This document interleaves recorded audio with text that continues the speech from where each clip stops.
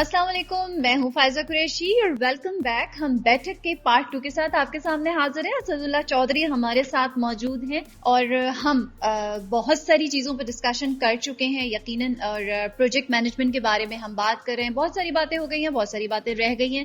ہمارے ساتھ رہیے اور سنتے رہیے. اسداللہ چودھری کے بارے میں اگر میں بہت سارے انٹروڈکشن بھی دے چکی ہوں. امریکہ اور اس کے علاوہ دیگر ممالک سے بھی تعلیم حاصل کر چکے ہیں. تعلیم کے بارے میں بہت کچھ ہم نے ان سے پوچھا اور انہوں نے ہمیں بتایا. اب ہم تھوڑا سا چینج کریں گے اسد صاحب، اور ایک زندگی کا ایک قصہ ایسا آتا ہے جب 40 کے بعد پاکستان میں لوگ مایوس ہو جاتے ہیں. تو مڈ لائف کیریئر جس کے بارے میں ہم اب اس وقت بات کرنا چاہیں گے آپ سے، کہ اس کے بارے میں بتائیے کچھ. دیکھیے، پہلے تو میں کہوں گا کہ مڈ لائف کیریئر یا مڈ لائف کرائسس صرف پاکستان کا مسئلہ نہیں ہے، اٹس اے گلوبل پرابلم. اور ہوتا یہ ہے کہ آپ اپنی لائف کے 20-22 سال پروفیشنلی گزار چکے ہوتے ہیں، اور سم ہاؤ جو آپ کی بیسک نالج ہوتی ہے یا بیسک ڈگری ہوتی ہے وہ آپ کو کیریئر میں جہاں تک لے جا سکتی تھی یا جو سپورٹ دے سکتی تھی وہ دے چکی ہوتی ہے. اب ہم اپنی لائف سے کچھ ایکسپیکٹیشن رکھتے ہیں، کچھ ہمارے ایمبیشنز ہوتے ہیں، لیکن جب ہم کسی کمپنی میں یا کسی ادارے میں جب کام کرتے ہیں تو اس کا اپنا ایک مائنڈ سیٹ ہے، اس کا اپنا ایک گروتھ کا پرسپیکٹو ہے. تو بہت سارے لوگ جو ہے وہ اڈاپٹ کر لیتے ہیں یا وہ کہتے ہیں کہ ٹھیک ہے لائف ایسے ہی گزرے گی.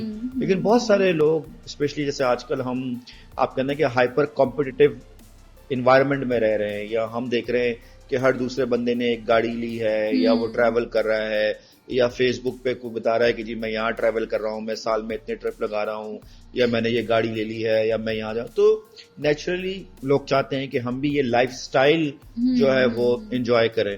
تو کیا ہوتا ہے کہ ان کو بریک نہیں مل رہا ہوتا، ان کو گروتھ کی اپرچونٹیز جو ہے وہ نہیں مل رہی ہوتی.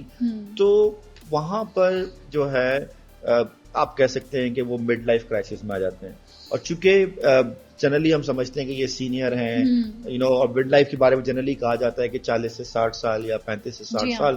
تو اس اسٹیج پہ ہم سمجھتے ہیں کہ شاید ہمیں اتنا ایکسپیرینس ہو گیا ہے کہ شاید کوئی ضرورت نہیں ہے. میں سمجھتا ہوں کہ جتنی ضرورت آپ کو یونیورسٹی سے نکلنے کے بعد کیریئر کاؤنسلنگ کی تھی، اس سے زیادہ ضرورت آپ کو جو ہے اس اسٹیج پر ہے. پھر میں نے دیکھا ہے بہت سارے لوگ اسپیشلی پاکستان میں اور بہت سارے اداروں کے لوگ وہ کیا کرتے ہیں کہ جی وہ ماسٹرز کی طرف جاتے ہیں. تو ہمارے یہاں بہت سارے میرے دوست ہیں، وہ ایک ماسٹرز کریں گے، دوسرا ماسٹرز کریں گے. میں کہتا ہوں بھائی بس کر دو، آپ کرنا کیا چاہ رہے ہیں؟ اچھا پھر کیا ہوتا ہے کہ ہم سائڈ میں جاب کر لیتے ہیں. بہت ساری یونیورسٹی میں لوگ شام کو پڑھا رہے ہیں، سیٹرڈے سنڈے کو پڑھا رہے ہیں، یا کوئی اور بزنس کرنے کی کوشش کر رہے ہیں، وہ گرو نہیں کر پا رہے. دیکھیے آج کی دنیا میں ایک بڑا مزیدار جسے کہتے ہیں نا کہ چوائس، ایک بہت اچھی اپرچونٹی یہ آئی ہے کہ اس وقت جو دنیا کا ڈیٹا ہے وہ یہ کہہ رہا ہے کہ جب پہلے 70s 80s میں جب کوئی کمپنی بنتی تھی تو وہ کمپنی کی ڈیوریشن ہوتی تھی 70 سال. یعنی کہ اگر میں ایک کمپنی سٹارٹ کرتا ہوں یا کمپنی بلڈ کرتا ہوں 70s میں 80s میں، تو میری کمپنی آن ایوریج 70 ایئرس تک رن کرے گی. لیکن جیسے جیسے دنیا بڑی، کمپٹیشن آیا، انوائرمنٹ چینج ہوا، انوویشن کی بات ہوئی، تو average life of organization reduce ہو گئی 70 سے 15 اور اب 5 سال. تو اگر آج آپ کوئی کمپنی سٹارٹ کریں گے تو موسٹ لائکلی وہ کمپنی 5 سال میں بند ہو جائے گی. ٹھیک ہے. تو کمپنیز چاہے وہ کتنی ہی بڑی کمپنی کیوں نہ ہو، $1 بلین کمپنی کیوں نہ ہو، یا جیسے دنیا میں ایک ماڈل ہے، ایک فریم ورک ہے S&P گلوبل انڈیکس. تو S&P گلوبل انڈیکس کمپنیز کی ریٹنگ کرتی ہے. تو وہ ریٹنگ میں کہتے ہیں کہ جو کمپنیاں S&P گلوبل انڈیکس میں ٹاپ 100 پہ تھی، ٹاپ 500 میں تھی ان 80s and 90s، ان میں سے 70-80% کمپنیز بند ہو گئی ہیں یا ایکوائر ہو گئی ہیں. اور اگلے 8-10 سالوں میں جو آج کی ٹاپ کمپنیاں ہیں وہ بند ہو جائیں گی یا ختم ہو جائیں گی. تو آج کی جو کمپنی کا چیلنج ہے وہ یہ ہے کہ ہم کوئی نیا بزنس کیسے شروع کریں. یا کیا نئی پروڈکٹ لانچ کرے. جیسے اگزامپل کے طور پہ چینلز تھے یا ٹی وی چینلز تھے, تو آپ کو ٹی وی چینلز پہ ایڈ مل رہا تھا, ایکٹرز کی ویلیو تھی. اب لوگ چینل سے زیادہ یوٹیوب پہ ہیں, ٹھیک ہے, تو آپ دیکھیں یوٹیوبرز انفلوئنسرز بن گئے, تو ایکٹر سے زیادہ ہم انفلوئنسرز کو پے کر رہے ہیں کہ جی اب ہماری پروڈکٹ کو انڈورس کر دیں, چیزیں کرتے ہیں. تو ماڈل چینج ہو گیا. تو کمپنیوں کے لیے اس وقت اگر میں گلوبل ڈیٹا کی بات کروں تو یہ کہہ رہے ہیں کہ جو دنیا کے سی اوز ہیں ان کی جو ٹاپ 3 پرائرٹیز ہیں اس میں ایک پرائرٹی ہے نیا بزنس کھڑا کرنا. اور وہ بزنس صرف یہ نہیں ہے کہ آپ کو بزنس کھڑا کرتے ہیں. اگر میری کمپنی آج $1 بلین پر اینم کر رہی ہے تو میرا نیا بزنس اگلے 3 سے 5 سالوں میں $400-500 ملین کا ہے. تو یہ ایک ڈفرنٹ مائنڈ سیٹ ہے. جو لوگ مڈ کیریئر میں ہیں ان کے لیے ایک بڑی اپرچونٹی ہے کہ وہ اپنا بزنس کرنے کی بجائے وہ کمپنی کے اندر رہتے ہوئے ہی جو ہے کوئی نئی پروڈکٹ لانچ کریں, اس کو مینج کریں اور اس کو سکسیس کریں. دیکھیے اگر میں مائکروسافٹ کی بات کروں, سب بات کرتے ہیں بڑی کمپنی ہے, یا میں اگر گوگل کی بات کروں تو ایک طرف تو ہم کہتے ہیں کہ جی انڈیا میں یا انڈینز بہت گرو کر رہے ہیں امریکہ میں, لیکن یہ صرف یہ نہیں کہ وہ انڈین ہے. اگر آپ آج مائکروسافٹ کو کہتے ہیں کہ جی یہ $1 ٹریلین کمپنی بن گئی ہے یا اس طرف جا رہی ہے, تو مائکروسافٹ کی جتنی بھی پروڈکٹس ہیں, ونڈوز ہو گئے, اپلیکیشنز ہو گئی, اسکائپ ہو گیا, لنکڈن ہو گیا, ان سب کا ٹوٹل ریونیو جو ہے وہ 60% ہے. اور ونڈوز اسٹور کہہ لیں یا کلاؤڈ کا جو ٹوٹل ریونیو ہے وہ 40% ہے. اور اس بزنس کو ستیا لیڈ کر رہے تھے. تو جب کمپنی نے ڈیسیجن لینا تھا کہ جی ہمارا نیکسٹ سی او کون ہوگا, تو وہ کلاؤڈ کا جو ہے ہیڈ پروڈکٹ ہے جسے ہم کہتے ہیں اس کو چوز کر لیا. اسی طرح اگر ہم گوگل کی بات کرتے ہیں تو ہم کہتے ہیں جی سندر پچائی جو ہے وہ سی او بن گئے. سندر پچائی جو ہے کیا کر رہے تھے گوگل میں کہ وہ سی او بنے؟ تو گوگل پلیٹ فارم کے ساتھ ساتھ بہت سارے انیشیٹوز لے رہا تھا. جیسے گوگل نے فیس بک کے کمپیریزن میں یا کمپٹیشن میں گوگل پلس لے کر آیا. ڈیٹا کہتا ہے کہ 700 ملین یوزرز تھے گوگل پلس پہ, لیکن وہ بزنس نہیں کر رہا تھا, ٹھیک ہے. لیکن جو اس کی گوگل کروم ہے, ایک اس کا براؤزر ہے, اس سے پہلے انٹرنیٹ ایکسپلورر تھا, سفاری تھا اور دوسرے تھے. تو انہوں نے جو ہے 4-5 سالوں میں کام کر کے اس کو دنیا کا نمبر 1 براؤزر بنایا. اور آج کی تاریخ میں according to the data 65% of the global market share Google Chrome کے پاس ہے.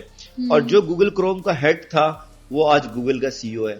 تو اگر آپ مڈ لائف میں یہ سمجھنا چاہتے ہیں کہ آپ کے لیے کیریئر اپرچونٹیز کیا ہیں, تو آپ ٹریڈیشنل مائنڈ سیٹ کو چھوڑ کے آپ یہ دیکھیں کہ آپ اپنی کمپنی میں کون سا نیا بزنس کھڑا کر سکتے ہیں, کس آئیڈیا کو آپ ایکسپیریمنٹ کر سکتے ہیں. اور اس آئیڈیا کو, وہ سمپل بزنس نہیں ہے. جیسے میں جو ہے اگر کوئی پروڈکٹ لانچ کرتا ہوں, کوئی بزنس لانچ کرتا ہوں, میں کہتا ہوں جی میں نے 2 کروڑ روپے لگائے اور میں نے 20 کروڑ روپے کما لیے, تو آئی ایم ویری ہیپی. لیکن اگر میں کسی ملٹی ملین ڈالر کمپنی میں ہوں یا $1 بلین کمپنی میں ہوں, تو 20 کروڑ تو سالانہ اس کے سی او کی سیلری ہے, تو وہ اس کے لیے کوئی ویلیو نہیں ہے. تو آپ یہ دیکھیں جی آپ کی کمپنی کا جو پروڈکٹس ہیں وہ کیا ہیں, اس کا اینول ریونیو کیا ہے, اور جو نئی پروڈکٹ آپ لانچ کر رہے ہیں وہ آپ کی ٹاپ پروڈکٹ کا 40-50% ریونیو جنریٹ کر سکتی ہے یا نہیں کر سکتی 3 سے 5 سالوں میں. تو یہ آپ کے لیے ایک ایکسائٹنگ اپرچونٹی ہے. یہ دنیا اس طرف جاری ہے. دنیا کے سی اوز کی one of the top 3 priority new business building ہے کہ کل کو وہ ڈسرپٹ نہ ہو بلکہ وہ مارکیٹ کو ڈسرپٹ کریں. تو یہ جو مڈ کیریئر کے لوگ ہیں ہم ان کی بات بھی کرتے ہیں, پروگرام مینجمنٹ سے ان کی ہم گائیڈنس بھی کرتے ہیں کہ جی آپ اس بزنس کو ایز اے پروگرام کے طور پہ دیکھیں. تو میں سمجھتا ہوں کہ یہ ایک اچھی اپرچونٹی ہے پاکستان کے اندر بھی, پاکستان سے باہر بھی. اور ہم اپنے آپ کو صرف فنکشنل ایکسپیرینس جو ہمارا ہے, چاہے ہم فائنانس ڈپارٹمنٹ میں ہو, marketing department who, admin department who, I T department ہو, اس سے باہر نکل کے کمپنی کے اندر ایک نئی کمپنی کیسے کھڑی کرتے ہیں, وہ اگر ایکسپیرینس لیتے ہیں اور اس پہ کام کرتے ہیں تو ہماری گروتھ جو ہے وہ 2 فولڈ ہے, 3 فولڈ ہے. اور دوسرا یہ کہ ہم نیکسٹ سی او بننے کے لیے فاسٹسٹ لین میں کھڑے ہو جائیں گے. صحیح. پاکستان کی بات کرتے ہیں, اپنے ملک کی بھی تھوڑی سی بات کرنی چاہیے. کہاں دیکھتے ہیں آپ, کیا فیوچر ہے پاکستان کا؟ دیکھیے اگر آپ دنیا کی اکانومی کو سمجھتے ہیں یا اگر آپ بزنس کو دیکھتے ہیں یا جنرل بات ہوتی ہے کہ سکسیسفل نیشن کے کیا پیرامیٹرز ہیں, تو انٹرسٹنگلی جو سب سے بڑا جو ریزن ہوتا ہے کسی بھی کنٹری کی سکسیس کا وہ اس کی یوتھ ہے. وہ اس کی پاپولیشن ہے. تو 50% کہتے ہیں کہ جو سکسیس کرائیٹیریا ہے کسی بھی نیشن کا وہ اس کی یوتھ اور پاپولیشن ہے. تو ہمارے پاس تو اتنی بڑی مارکیٹ اٹ سیلف ہے کہ ہم اپنی پروڈکٹس کو لانچ کریں, اپنی انٹرنل مارکیٹ کو سپورٹ کریں اور یہاں سے ہم رن کریں. اب پرابلم کیا ہوتی ہے کہ ہم اپنے ہاں ورکنگ اسٹائل میں یا ورکر مائنڈ سیٹ سے آج بھی بڑی برانڈز کے لیے کام کر رہے ہیں. تو ایک جو اچھی اپرچونٹی مجھے نظر آتی ہے وہ یہ ہے کہ ہم برانڈز بلڈ کریں. جیسے آپ دیکھیں کہ وومن کلوتھنگ میں بڑی برانڈز بن گئی, کھاڈی نے ایک اچھی برانڈ بنا لی ہے, یا اور بہت سارے لوگوں نے برانڈز بنا لی ہے. تو جس طرح سے فیشن انڈسٹری میں پاکستان نے اپنی برانڈ بنائی ہے اور اس کے کلوتھس جو ہے وہ دنیا بھر میں مشہور ہو رہے ہیں اور لوگ پریفر کر رہے ہیں, تو اسی طرح ہم دوسرے ایریاز میں بھی ہم اپنی برانڈز کو بلڈ کر سکتے ہیں, اپنے آپ کو پریزنٹ کر سکتے ہیں. تو یہ ایک بڑی اچھی اپرچونٹی ہے ہمارے پاس کہ ہم اپنے آپ کو جو ہے اس طرح سے یا اس ایریا پہ فوکس کر کے ہم گرو کریں. صحیح. ایگزیکٹو ایجوکیشن کیا ہے, کسے کہتے ہیں؟ دیکھیے ایک بڑا پرابلم مارکیٹ میں یہ ہے, جیسے ہم یہ کہتے ہیں کہ جو ہے ڈگری کی ضرورت نہیں ہے یا اسکل کافی ہے. تو دیکھیے جتنے بھی دنیا کے ٹاپ سی اوز ہیں یا دنیا کے بڑے بڑے لوگ ہیں, ان کو سرٹیفکیٹ یا ڈگری کی ضرورت نہیں ہے, کیونکہ وہ آلریڈی ایک کمپنی رن کر رہے ہیں یا ایک بزنس رن کر رہے ہیں. ان کو کسی کو ڈگری جمع کرا کے جاب نہیں لینی, مجھے لینی ہے, آپ کو لینی ہے, دوسرے لوگ نہیں ہے, لیکن ان کی نالج کی نیڈ ہے. آپ یہ نہیں کہہ سکتے کہ جی وہ پڑھتے نہیں ہیں, جیسے کہتے ہیں نا ڈگری نہیں پڑھتے. جیسے میں آپ کو ایگزامپل دیتا ہوں, ایک بہت اچھے آتھر ہے, ان کی ایک بک ہے thinking fast and slow, Daniel کہنیمل, ان کو نوبل پرائز بھی ملا ہے. انہوں نے ایک کورس کرایا, اس کورس کا نام ہے تھنکنگ اباؤٹ تھنکنگ. اب آپ سوچیں گے کیا کورس ہے تھنکنگ اباؤٹ تھنکنگ. 3 دن کا کورس تھا. اس کورس کو پڑھنے والے اسٹوڈنٹس جو ہیں وہ کون تھے؟ گوگل کے دونوں سی او, جو زمانے میں لیری پیج وہ تھے, اس کے سرجری پینر وہ, اور لیری دوسرا امیزون کا سی او, ٹھیک ہے, اسی طرح فوربس. تو آپ سوچیں یہ سارے لوگ جو آلریڈی اس زمانے میں $1 بلین کمپنیاں رن کر رہے تھے, وہ جا کے 3 دن کے لیے سیکھ رہے ہیں تھنکنگ اباؤٹ تھنکنگ. اسی طرح ہارورڈ میں one of my favourite course ہے اونر پریزیڈنٹ پروگرام. اب اس اونر پریزیڈنٹ پروگرام کے 24 مہینے کا کورس ہے. اس میں پہلی دفعہ آپ جاتے ہیں 3 ہفتے کے لیے, تو آپ کو بتاتے ہیں کہ اپرچونٹی کیسے اسیس کرتے ہیں اور کس طرح سے آپ کوئی بزنس بلڈ کرتے ہیں. تو مزے کی بات یہ کہ اس کی شرط یہ کہ آلریڈی آپ کی کمپنی $10 ملین کما رہی ہو پر اینم, تو آپ کو سلیکٹ کریں گے. تو پہلے 3 ہفتوں میں آپ کو وہ سکھائیں گے کہ جی بزنس اپرچونٹی کیسے دیکھتے ہیں. پھر آپ 12 مہینے کے بعد جائیں گے کہ جی ہم نے آپ کو سکھایا تھا, بتائیں آپ نے اپنی کمپنی کو گرو کیسے کیا. پھر اگلی دفعہ آپ جائیں گے 12 مہینے کے بعد دیکھیں گے جی ڈائیورسیفائی کیسے کرنا ہے, نئے بزنس کیسے کرنا ہے. Interestingly they charge you per trip, per 3 week trip $50,000, right. اور وہ آپ کو کہہ رہے ہیں کہ جی ہم آپ کو تھیوری نہیں دے رہے, ہم آپ کو فریم ورکس دے رہے ہیں, ہم آپ کو ٹولس دے رہے ہیں, اور آپ in frame works and tools کو یوز کرتے ہوئے آگے بڑھ جائیں. تو آپ دنیا کے جتنے بھی بڑی یونیورسٹیز دیکھ لیں, آکسفورڈ دیکھ لیں, MIT دیکھ لیں, ہارورڈ دیکھ لیں, اسٹینفورڈ دیکھ لیں, پینسلوینیا کا واٹن دیکھ لیں, آپ اس کی ایگزیکٹو ایجوکیشن میں جائیں گے تو آپ کو 5 دن کا, 10 دن کا, 6 دن کا کورس ملے گا کسی بھی اسپیسیفک پرابلم کے حوالے سے. جیسے ہارورڈ کا ایک اور مزیدار کورس ہے ڈیسیژن میکنگ اینڈ نیگوسیشن. اب آپ کہیں گے جی ڈیسیژن میکنگ اینڈ نیگوسیشن کیا, ہم تو ڈیسائڈ روزانہ ہر روز ڈیسیژن لیتے ہیں. تو وہ جو کورس ہے ڈیسیژن میکنگ اینڈ نیگوسیشن, وہ 5 دن کا کورس ہے اور اس کی فیس ہے $13,500, ٹھیک ہے نا. تو اگر ہم $1,000 کی بات کر رہے ہیں تو 3 لاکھ کی بات کر رہے ہیں, $10,000 کی بات کر رہے ہیں تو 30 لاکھ کی بات کر رہے ہیں, اگر 13,500 کی بات کر رہے ہیں تو آلموسٹ ہم 40-42 لاکھ روپے کی بات کریں. تو آپ سوچیں کہ ایک انڈیویجول 42 لاکھ روپے 5 دن کی ایجوکیشن پہ دے رہا ہے. تو it has some worth and. میں نے خود جو ہے 2011 میں اسٹینفورڈ سے ایک کورس کیا تھا, 2.5 دن کا کورس تھا, design thinking and innovation, and I paid them just for the course face $5,000. تو میں نے $5,000 دیے تھے اس 2.5 دن کے کورس کا. میں سمجھتا ہوں جو میں نے 2.5 دن کا کورس کیا تھا وہ آج تک مجھے سپورٹ کر رہا ہے. اور جب میں نے ڈیزائن تھنکنگ کیا تھا تو سب لوگ کہتے ہیں یہ کیا ہوتا ہے, یا انوویشن کیا ہوتی ہے, اور اب ہر کوئی بات کر رہا ہے کہ ڈیزائن تھنکر چاہیے یا ہم اس طرح سے کرنا ہے. تو ایگزیکٹو ایجوکیشن آپ کی کارپوریٹ پرابلم کا فریم ورک پرووائڈ کر دیتی ہے, ٹھیک ہے. تو یہ بڑا امپورٹنٹ ہے کہ ہم اپنے جو مڈ کیریئر کے پروفیشنلز ہیں یا جو ہمارے مڈ کیریئر کے لوگ ہیں ان کو جو ہے وہ ایگزیکٹو ایجوکیشن پرووائڈ کریں جو آج کی نیڈ کو, آج کی پرابلم کو, آج کی تھنکنگ کو ہیلپ کریں.